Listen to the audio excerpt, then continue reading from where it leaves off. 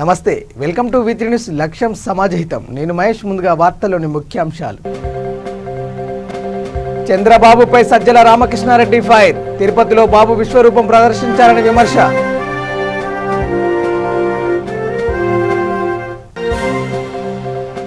తిరుపతిలో రీపోలింగ్ నిర్వహించాలి. మాజీ మంత్రి ఆదినారాయణ రెడ్డి డిమాండ్.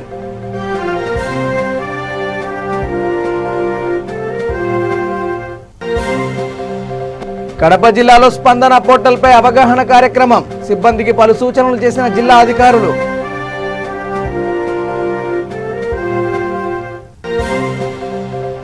నిజామాబాద్లో మున్సిపల్ సిబ్బందిపై దౌర్జన్యం చేసిన స్థానికులు. మాస్క్ పెట్టుకోమన్నందుకు కార్మికులపై ఇనుప వస్తువులతో దాడి.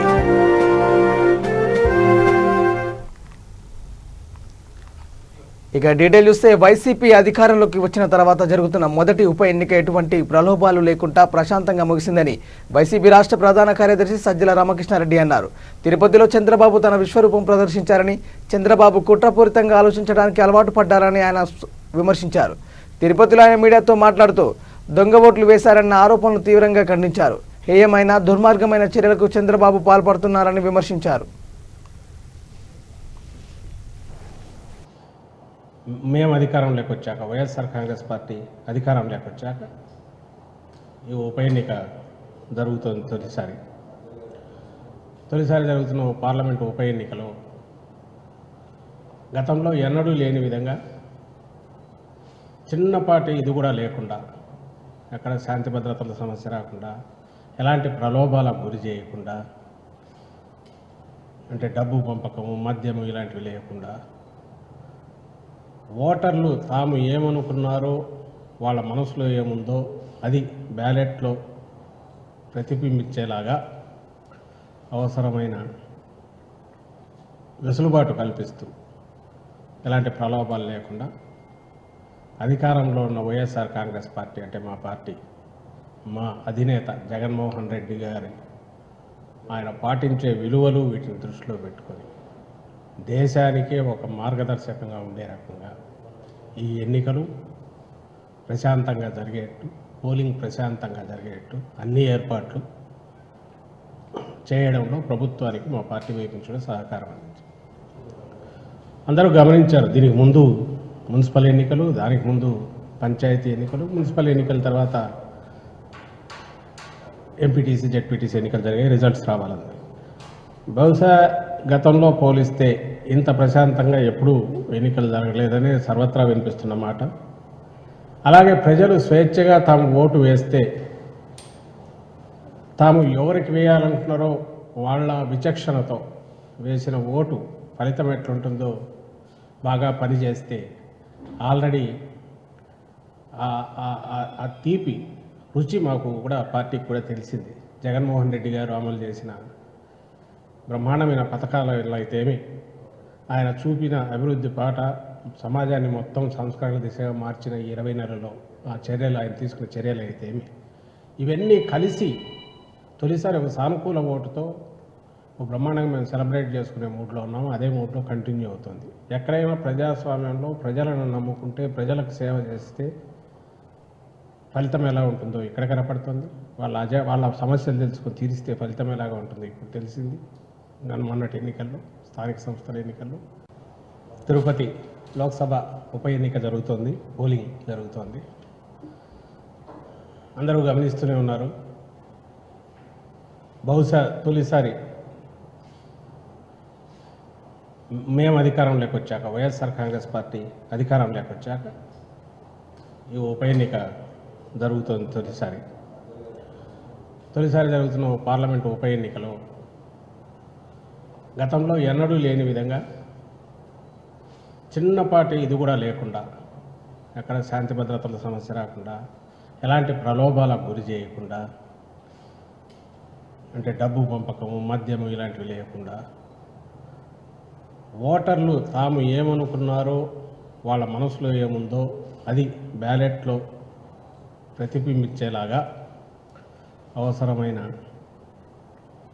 వెసులుబాటు కల్పిస్తూ, ఎలాంటి ప్రలోభాలు లేకుండా అధికారంలో ఉన్న వైఎస్ఆర్ కాంగ్రెస్ పార్టీ, అంటే మా పార్టీ, మా అధినేత జగన్మోహన్ రెడ్డి గారి ఆయన పాటించే విలువలు వీటిని దృష్టిలో పెట్టుకొని దేశానికే ఒక మార్గం. తిరుపతి లోక్సభ స్థానం ఉప ఎన్నికల్లో అక్రమాలు దౌర్జన్యాలు చోటు చేసుకున్నందువల్ల రీపోలింగ్ నిర్వహించాలని మాజీ మంత్రి ఆదినారాయణ రెడ్డి డిమాండ్ చేశారు. ఉప ఎన్నిక రద్దు చేసి రీపోలింగ్ జరిగే వరకు పోరాటం ఆగదని స్పష్టం చేశారు. బిర్యానీ, మద్యం, డబ్బులు పంచిపెట్టి ఇతర ప్రాంతాల వారిని తీసుకొచ్చి రిగ్గింగ్ చేయించారన్నారు. తమ ఏజెంట్లను బయటికి పంపిన పోలీసులు పట్టించుకోకుండా తిరిగి అరెస్టు చేయడం ఏంటని ప్రశ్నించారు. మంత్రి పెద్దిరెడ్డి ఎన్నికల కోడ్ని ఉల్లంఘించి మీడియా సమావేశం పెట్టడం ఏంటని మాజీ మంత్రి ఆదినారాయణ రెడ్డి ప్రశ్నించారు. ఆమె తిరుపతిలో స్వయంగా ఇప్పుడే ప్రెస్ స్టేట్మెంట్ కూడా ఇవ్వడం జరిగింది. తిరుపతి కార్పొరేషన్లో ముఖ్యంగా భారీగా ప్రక్కనున్న పొంగనూరు, పీలేరు, మదనపల్లి, పడమనేరు నుండి భారీగా దొంగ ఓట్లు, ఫేక్ ఐడెంటిటీ కార్డులు. ఇది ఏమి చోద్యం అని అడిగితే తిరుగుబాటు. బస్సుల్లో, ప్రైవేట్ జీపులలో, కార్లలో రావడం. పెద్దిరెడ్డి రామచంద్రారెడ్డి గారు మంత్రిగా స్వయంగా ఇదేమని అడిగితే ఏం రాకూడదా, తిరుపతి ఆధ్యాత్మిక నగరం కదా అని ఎదురుదాడి. ఒక మంత్రి తిరుపతిలో ఉండడము చట్టరీత్యా పోలింగ్ రోజు ఉండకూడదు, డైరెక్ట్గా తిరుపతిలో ఉండడం ఇది నేరం. ఇది ఎలక్షన్ కమిషన్ రూల్కు మ్యాండేట్కి విరుద్ధం. నేను స్వయంగా విజయానంద గారితో ఫోన్లో మాట్లాడినా, AP state CEO for central election commission తరఫున.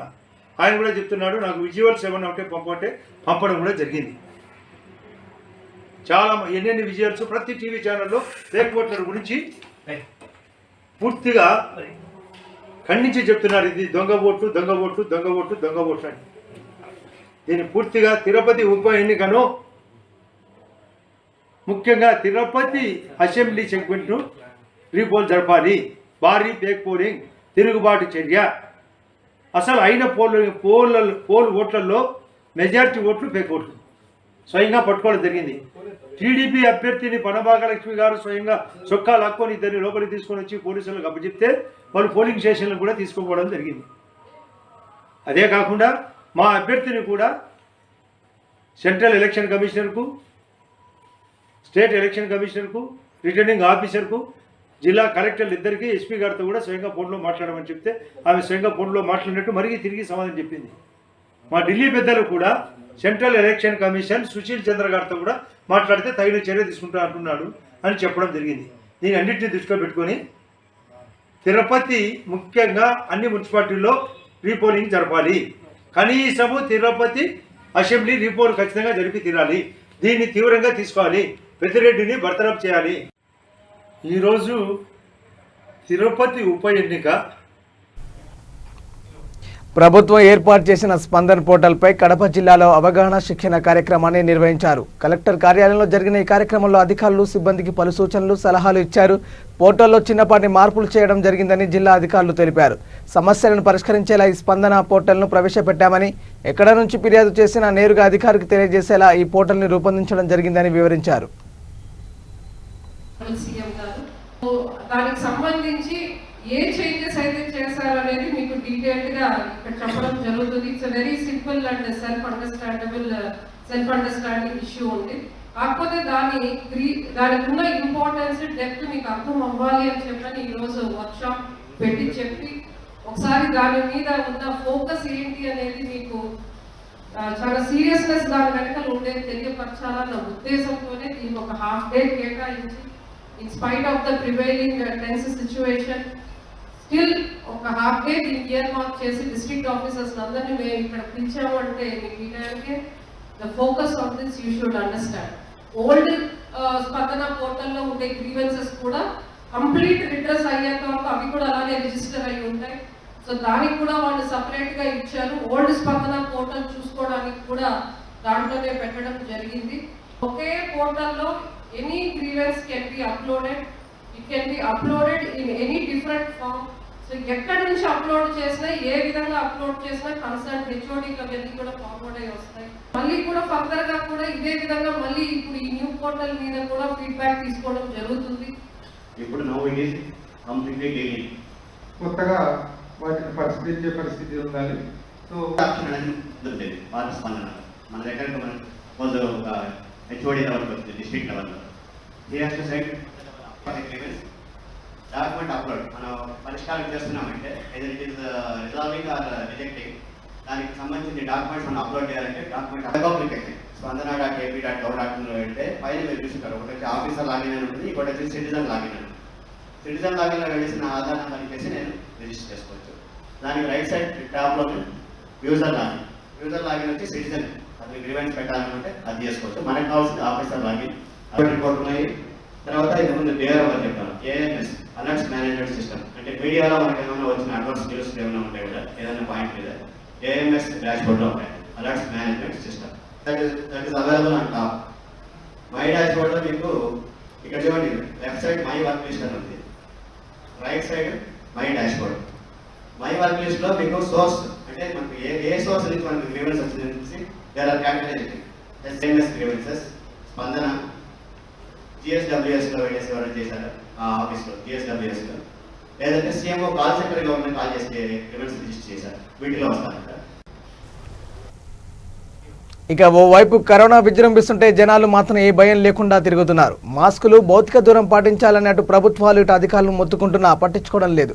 మాస్క్ పెట్టుకోకపోతే జరిమానా విధిస్తున్నా కొందరి పద్ధతి మారడం లేదు. పైగా మాస్క్ పెట్టుకోవాలని చెప్తున్న వారిపై కొందరు భౌతిక దాడులకు దిగుతున్నారు. ఈ ఘటన నిజామాబాద్ జిల్లాలో జరిగింది. నగరంలోని గౌతమ్ నగర్లో మాస్క్ పెట్టుకొని చెత్త వేయాలని చెప్పినందుకు మున్సిపల్ కార్మికులపై దాడికి దిగారు. గౌతమ్ నగర్లో ఓ వ్యక్తి మాస్క్ ధరించకుండానే చెత్త వేసేందుకు బయటకు వచ్చాడు. విషయాన్ని గమనించిన మున్సిపల్ సిబ్బంది మాస్క్ పెట్టుకోవాలని సూచించారు. దీంతో ఆవేశంతో ఊగిపోయిన ఆ వ్యక్తి నేను మాస్క్ పెట్టుకోకపోతే మీకేంటి అంటూ రెచ్చిపోయాడు. అతని కొడుకు సైతం పారా ఇన్ఫరాడ్లతో వారిపై దాడికి ప్రయత్నించాడు. దీంతో తండ్రి కొడుకుల ప్రవర్తనపై మున్సిపల్ కార్మికులు తీవ్ర ఆగ్రహం వ్యక్తం చేశారు. వారిపై కఠిన చర్యలు తీసుకోవాలని ఉన్నతాధికారులకు విజ్ఞప్తి చేస్తున్నారు.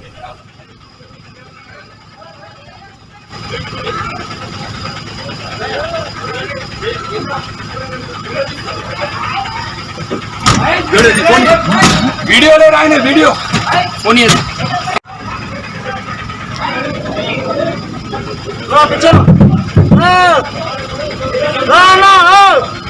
తీసుకోగా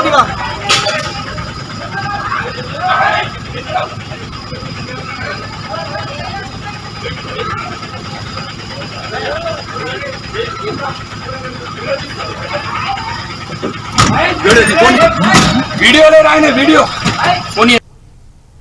నాంపల్లి పోలీస్ స్టేషన్ పరిధిలో అగ్ని ప్రమాదం చోటు చేసుకుంది. అబిడ్స్కి వెళ్లే రహదారిపై మెట్రో ట్రేడింగ్ బిల్డింగ్ 4వ అంతస్తులో పెద్ద ఎత్తున మంటలు వ్యాపించాయి.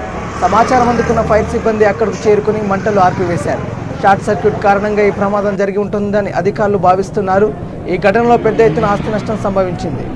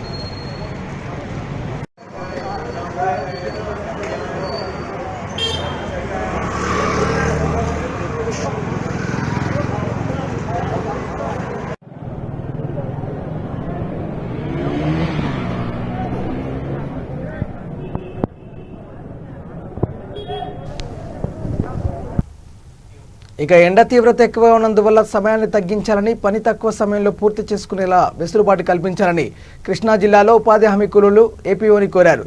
ఏపీఓకి తమ సమస్యలపై వినతి పత్రం ఇచ్చి అనంతరం వారు మీడియాతో మాట్లాడుతూ తమ గోడు వెళ్లబుచ్చుకున్నారు. గతంలో 8 మీటర్లు టార్గెట్గా ఇచ్చారని, అది పూర్తి చేసుకుని వెళ్లేవారమని, కానీ ఇప్పుడు కొలతలతో సంబంధం లేకుండా ఉదయం 7 గంటల నుండి 12 గంటల వరకు పనిచేస్తున్నారని కూలీలు వాపోయారు. పని జరుగుతున్న ప్రాంతంలో కనీసం తాగునీరు, ఫస్ట్ ఎయిడ్ కిట్ లాంటి వసతులు కూడా కల్పించడం లేదని ఆవేదన వ్యక్తం చేస్తున్నారు.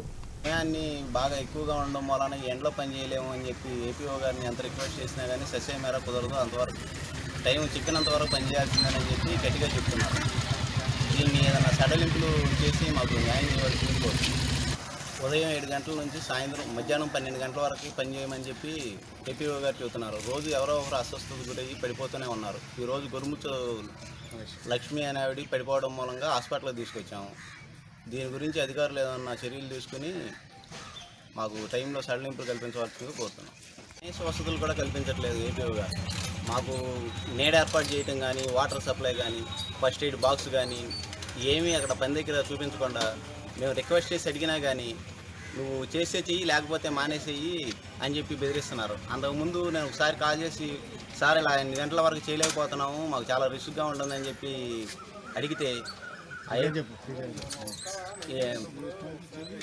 మీ ఇష్టం వస్తే చెయ్యి లేకపోతే లేదని అన్నారు. దీనిలో ఉపాధి హామీ పనిలో గతంలో 8 మీటర్ల వరకు చేయమని చెప్పారు. ఉదయాన్నే వెళ్ళిపోయి మేము 8 మీటర్లు పని చేసుకుని వచ్చేసేవాళ్ళం. ఇప్పుడు కొత్తగా రూల్స్ టైం పెట్టారు.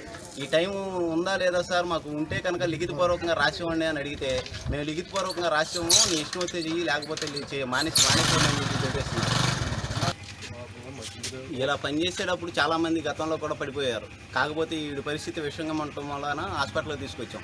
అక్కడ పనిచేసే చోట ఫస్ట్ ఎయిడ్ కిట్ కానీ లేకపోతే వాటర్ కానీ ఇలా మజ్జిగ ఏర్పాటు చేయడం కానీ ఇలాంటివి ఏమీ లేవు. అక్కడ ఏదైనా విశ్వాసాలు కలిసిన అక్కడ పట్టించుకునే నాదుడే లేడు. ఒక ఆఫీసర్ వచ్చి చూడడం కానీ లేకపోతే అదగట్టుకోవడం కానీ లేదు. టయానికి రాకపోతే మేము మచ్చరేయం. మచ్చర ఎందుకు వేయలేదు సార్, మాకు పని చేసాం కదా, మచ్చర ఎందుకు వేయలేదంటే నువ్వు 12 గంటల వరకు ఉండలేదు అందుకని చెప్పి మేము మచ్చరేయమని చెప్పి చెబుతున్నారు. ఆ 12 గంటల వరకు ఉండాలన్న రూల్ని లిఖితపూర్వకంగా రాసి ఉంది సార్ అంటే అలా రాసి ఇవ్వడం లేదు.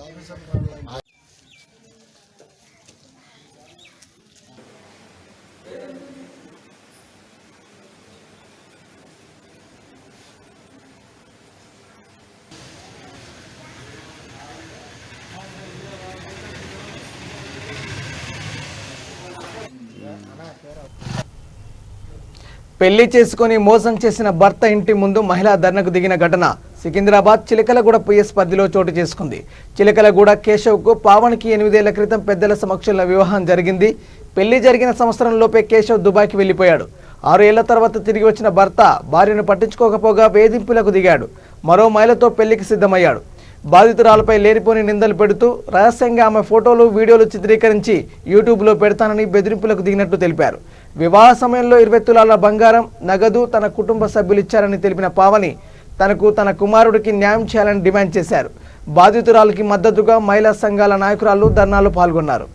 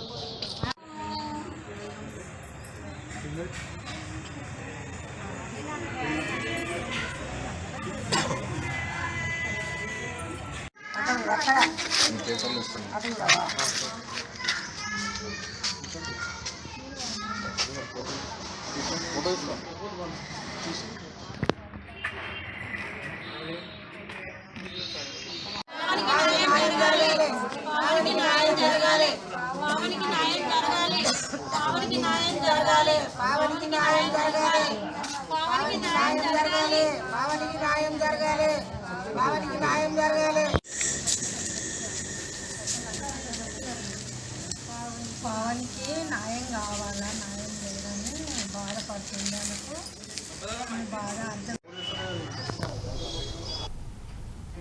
ప్రపంచవ్యాప్తంగా గడగడలాడిస్తున్న కరోనా 2వ దశ నియంత్రణపై ప్రకాశం జిల్లాలో పాటల ద్వారా పోలీసులు అవగాహన కల్పిస్తున్నారు. కరోనా వ్యాధి నియంత్రణకు అహర్నిశలు కష్టపడి పనిచేస్తున్న పోలీసులు కరోనా వైరస్ విజృంభిస్తున్న తీరును తెలియజేసే విధంగా ఉన్న పాటను ప్లే చేసి ప్రజలను చైతన్యపరిచారు. కరోనాపై లోతుగా అవగాహన కల్పించారు.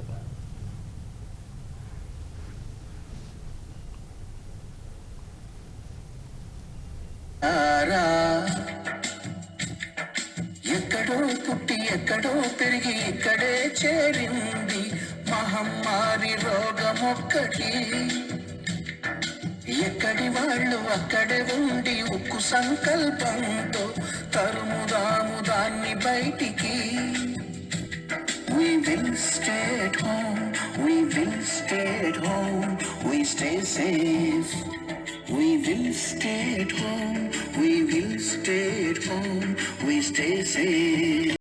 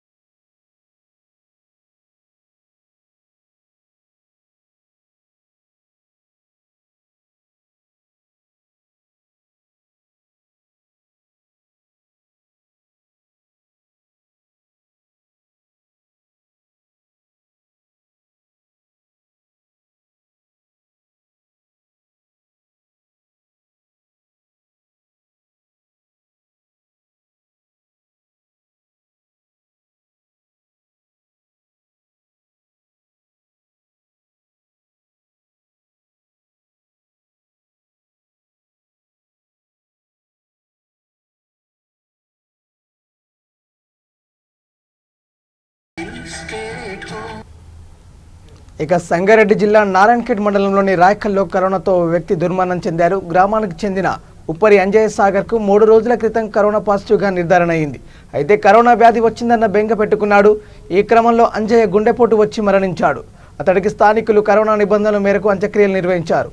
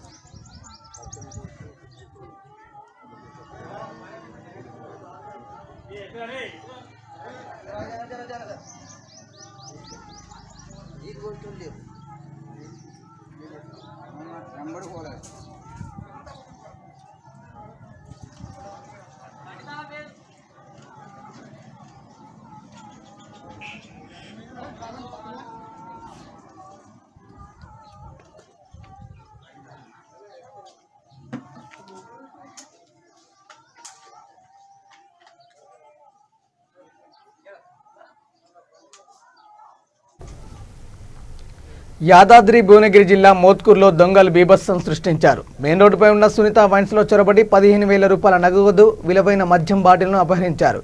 షాపు యజమాని ఫిర్యాదు మేరకు పోలీసులు కేసు నమోదు చేసి విచారణ చేపట్టారు.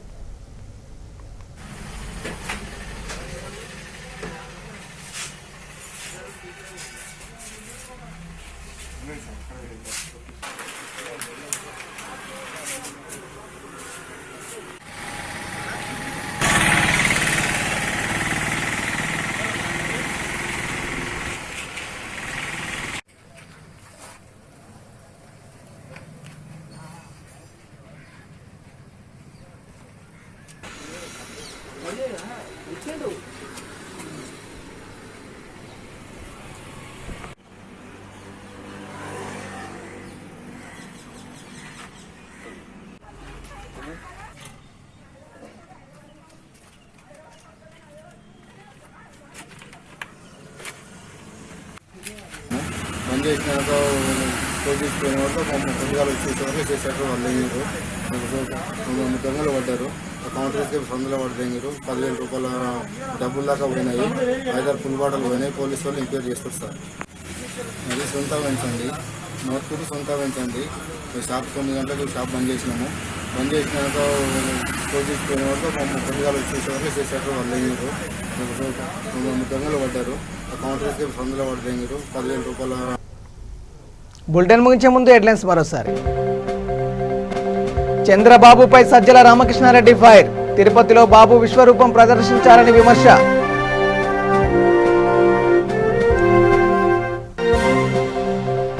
తిరుపతిలో రీపోలింగ్ నిర్వహించాలి, మాజీ మంత్రి ఆదినారాయణ రెడ్డి డిమాండ్.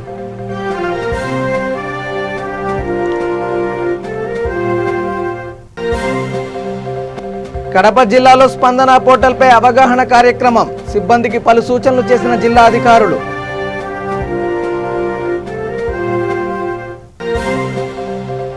నిజామాబాద్లో మున్సిపల్ సిబ్బందిపై దౌర్జన్యం చేసిన స్థానికులు, మాస్క్ పెట్టుకోమన్నందుకు కార్మికులపై ఇనుప వస్తువులతో దాడి.